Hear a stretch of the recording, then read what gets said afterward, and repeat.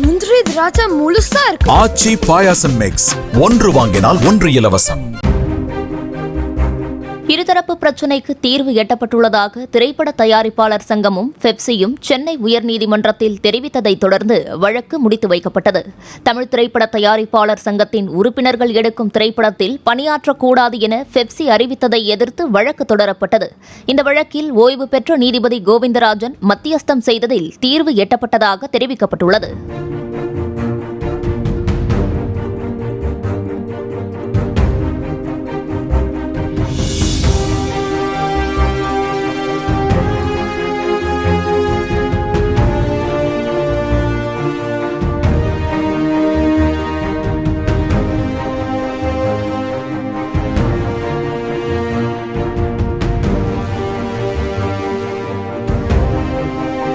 முந்திரி திராட்சை முழுசா இருக்கு. ஆச்சி பாயாசம் மிக்ஸ், ஒன்று வாங்கினால் ஒன்று இலவசம்.